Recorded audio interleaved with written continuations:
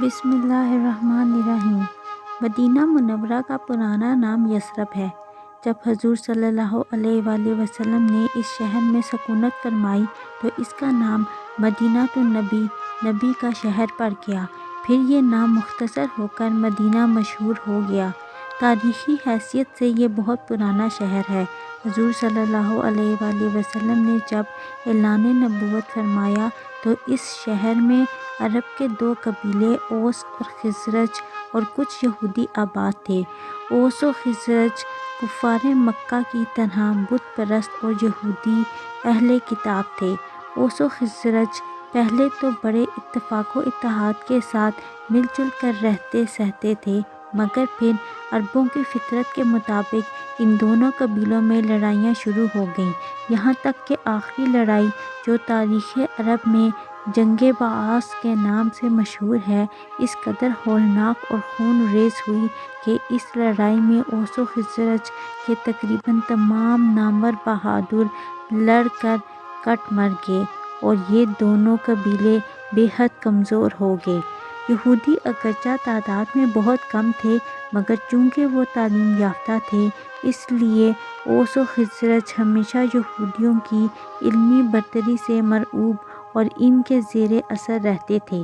اسلام قبول کرنے کے بعد رسول رحمت صلی اللہ علیہ وآلہ وسلم کی مقدس تعلیم و تربیت کی بدولت اوس و خزرج کے تمام پرانے اختلافات ختم ہو گئے اور یہ دونوں قبیلے شیر و شکر کی طرح مل جل کر رہنے لگے۔ اور چونکہ ان لوگوں نے اسلام اور مسلمانوں کی اپنے تن من سے بے پناہ امداد و نصرت کی، اس لیے حضور اکرم صلی اللہ علیہ وآلہ وسلم نے ان خوش بختوں کو انصار کے معزز لقب سے سرفراز فرما دیا، اور قرآن کریم نے بھی ان جانصاران اسلام کی نصرت رسول و امداد مسلمین پر ان خوش نصیبوں کی مدح و ثناء کا جا بجا خطبہ پڑھا اور از روئے شریعت انصار کی محبت اور ان کی جناب میں حسن عقیدت تمام امت مسلمہ کے لیے لازم الایمان اور واجب العمل قرار پائی۔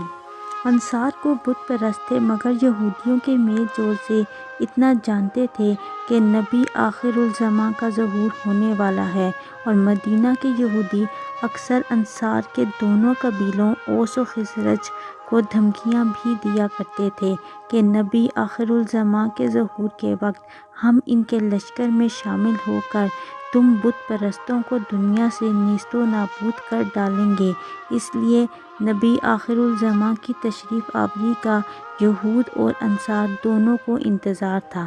11 نبوی میں حضور صلی اللہ علیہ وآلہ وسلم معمول کے مطابق حج میں آنے والے قبائل کو دعوت اسلام دینے کے لیے میدان میں تشریف لے آئے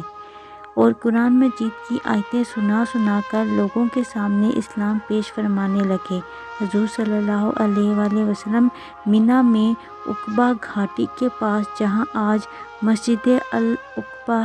ہے، تشریف فرما تھے کہ قبیلہ خزرج کے 6 آدمی آپ کے پاس آ گئے۔ آپ نے ان لوگوں سے ان کا نام و نسب پوچھا، پھر قرآن کی چند آیتیں سنا کر ان لوگوں کو اسلام کی دعوت دی، جس سے یہ لوگ بے حد متاثر ہو گئے اور ایک دوسرے کا منہ دیکھ کر آپس میں یہ کہنے لگے کہ یہودی جس نبی آخر الزماں کی خوشخبری دیتے رہے ہیں، یقیناً وہ نبی یہی ہیں، لہٰذا کہیں ایسا نہ ہو کہ یہودی ہم سے پہلے اسلام کی دعوت قبول کریں۔ یہ کہہ کر سب ایک ساتھ مسلمان ہو گئے اور مدینہ جا کر اپنے اہل خاندان اور رشتہ داروں کو بھی اسلام کی دعوت دی۔ ان 6 خوش نصیبوں کے نام یہ ہیں: حضرت ابو الحسین بن تیہان، حضرت عوف بن حارث، حضرت قطبہ بن عامر بن حدیدہ، حضرت جابر بن عبداللہ بن ریاب رضی اللہ تعالیٰ عنہ، حضرت ابو امامہ اسعد بن زرارہ، حضرت رافع بن مالک۔ جزاک اللہ۔